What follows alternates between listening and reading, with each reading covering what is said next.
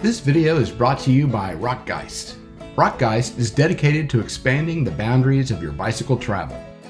We help you become more capable and self-sufficient on your bike through gear defined by innovation, advanced materials, and meticulous, made in the USA craftsmanship. For more information, visit rockgeist.com.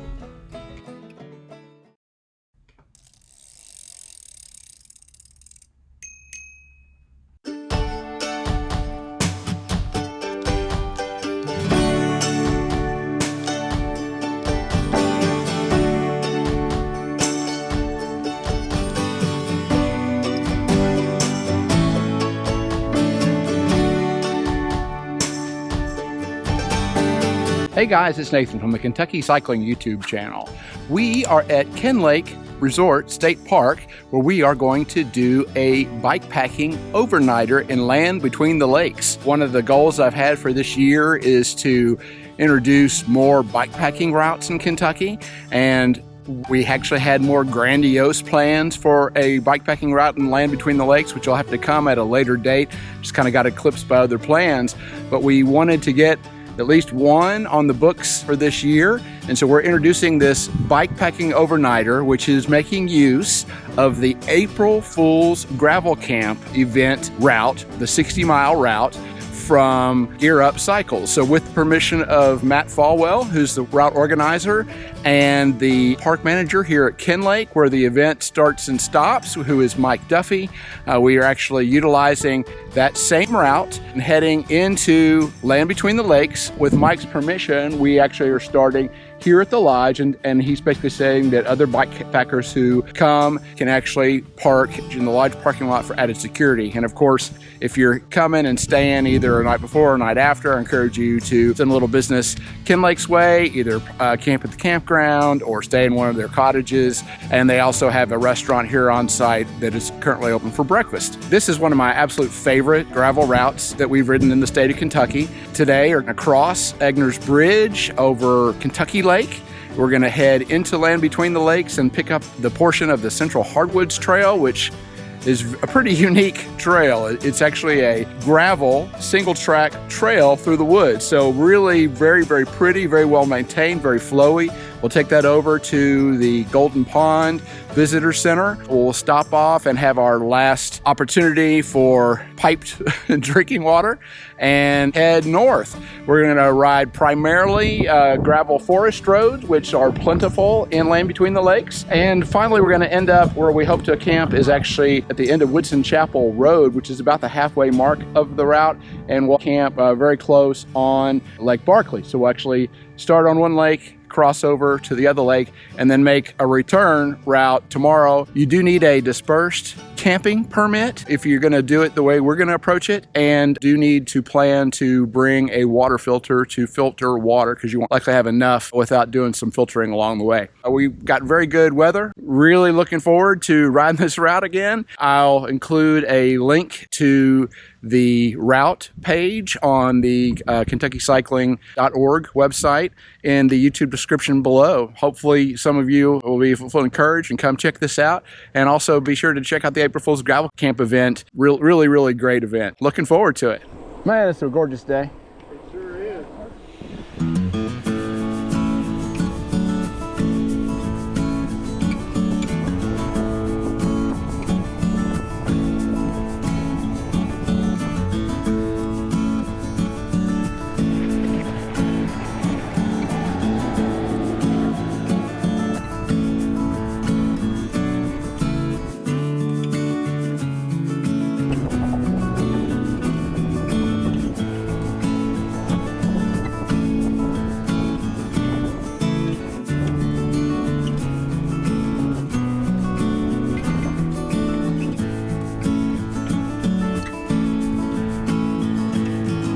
And they've got all kinds of different campgrounds here.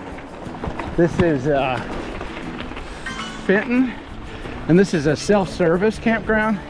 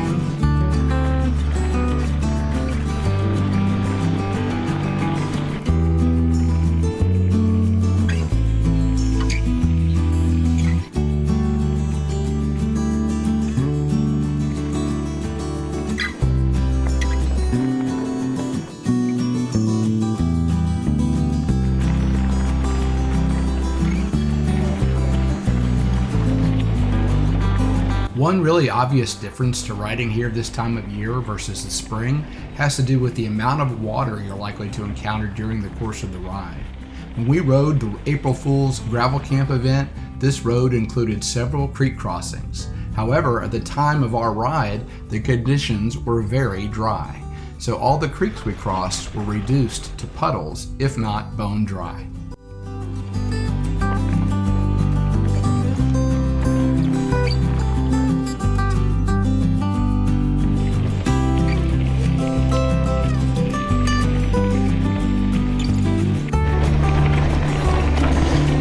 Chunky monkey.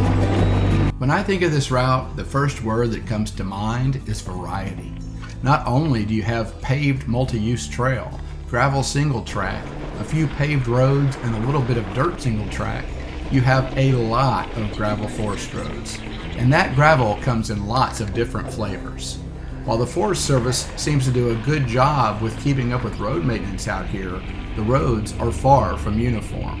And while there are several sections of fast rolling gravel to be had, the overarching word I'd use to describe LBL gravel is chunky. With that in mind, I'd suggest opting for a little wider tire if you're coming out here to ride.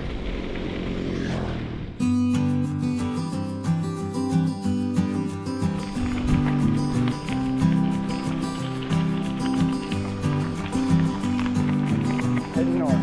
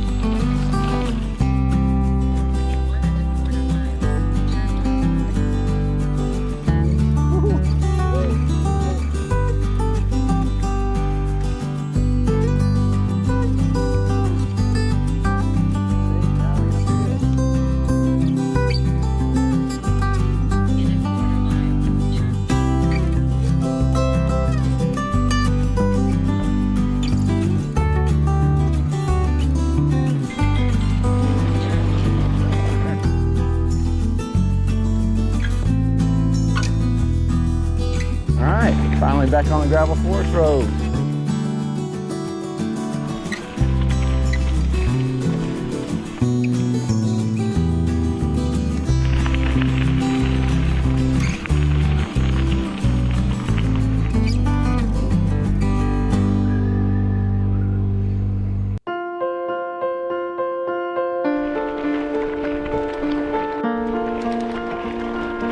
Following a mechanical in the form of needing to stop and repair a flat tire about 12 miles into our ride, our group ended up splitting into two with the faster riders who were already ahead of us going on ahead. That delay, paired with one of us combating low energy, translated to the sun starting to set with 6 miles still to go.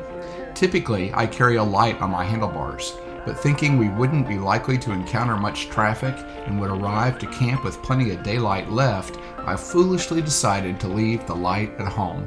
And so, as we made our way towards camp, I had a mix of emotions as I was both in awe of the beauty of this place at the golden hour, but also started to feel a little nervous about the idea of riding some chunky gravel in the dark.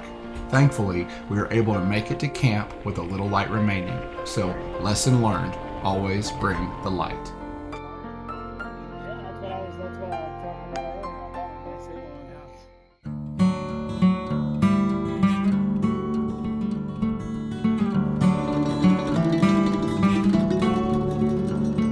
After spending my very first night in a hammock, we woke up to an absolutely gorgeous sunrise over Lake Barkley. We packed up camp and filtered some water before setting out for day 2 of our adventure.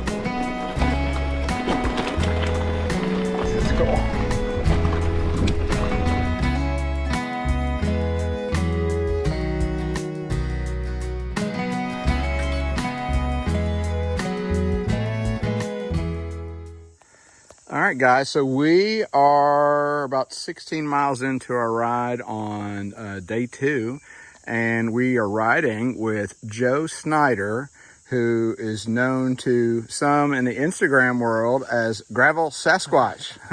So he's sort of our local subject matter expert, gravel enthusiast, ambassador, sort of, so to speak, of gravel and land between the lakes. And we've actually introduced a little detour from the April Fool's gravel camp route, and Joe has taken us down Forest Road 321. Yes, 321 to, I don't know what the name of that cornfield road is, but then this is 147 when we come up. Okay, and he is taking us to a spring. So we're actually in a period of drought, and you can see there's actually a lot of water here. We are at the headwaters of Energy Lake. Just tell us a little bit about this place, Joe. This is Ferguson Springs. It was one of the biggest communities out here in the land between the lakes. There was a town over there, big church we went past down the way there. And the spring here was the main hub for everyone's water for miles and miles around. Lots of moonshiners used to come down here and get their water to distill their liquor. And this, like Nathan said, this is the headwaters of Energy Lake, and it's an inland lake that they created just for wildlife viewing and all that stuff. And you see along the whole edge here, it's all springs. I think I've counted 7 springs along this hillside. I'm sure it's coming from above this big old cliff right here. Yeah. But this spring, it goes year round. It don't matter what time of the year it is. It's you can fill up your water.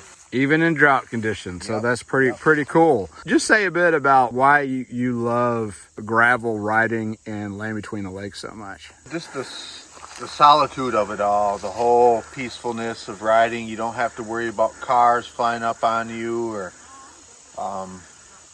just the tranquility of it all. It's you can't beat it. I mean, it could be middle of July, sunny outside, but you're inside the forest and you're pretty much shaded everywhere, unless you take a a detour along some paved roads or something like that. Would you say you've ridden most of what's out here at this point? Yeah, probably. Maybe some little offshoots that just go straight to the lakes, and I try to avoid those because you go to the lake, you're going downhill, and then you got to come back up. And what prompted you to start the Instagram account? I'm not really sure. I just was out here riding all the time, and my buddy Darren was like, you need to have Instagram, you know, because you got some really good photos and all that stuff. So I just started an Instagram page. And would you be all right if people wanted to reach out to you via Instagram, ask you questions? I got people like that all the time from Indiana or Tennessee. They'll ask me what route they think would be best for them for the first time, or hey, should I avoid this road or that road? And I always tell people the roads that begin with the number 3 can become a little sketchy. The roads that begin with 1 and 2 are going to be lots of fun. The number 3 roads are going to be mainly like your off-road Jeep roads. They're not maintained by the Forest Service. If you're in for an adventure ride, you can take number 3 roads and interconnect them with number 1 roads. Number 3 roads become real bad when it's wet conditions, because some of that clay, it just becomes straight peanut butter, and it will just gum up your derailleur, and it won't be fun, that's for sure. So that sounds like a sound piece of advice. So be sure to check out Joe's Instagram, and you'll see some really pretty pictures out here. And then if you got some questions, shoot him a message. Yep.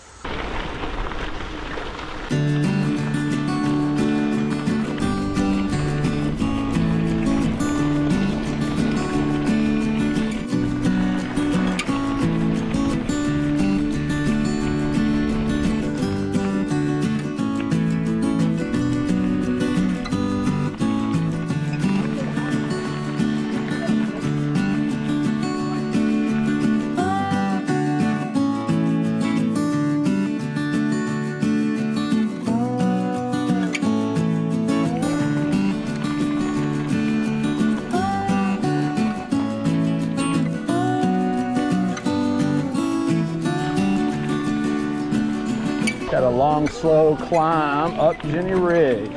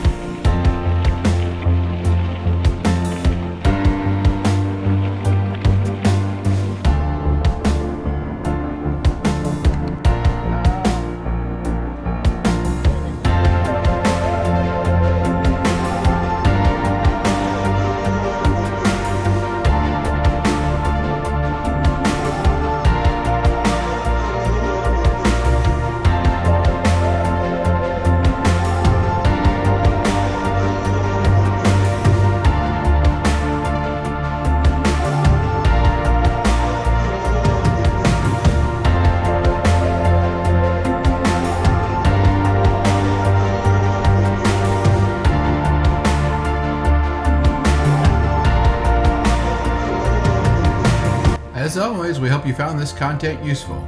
If you did, please like the video and consider subscribing to the channel. Thanks.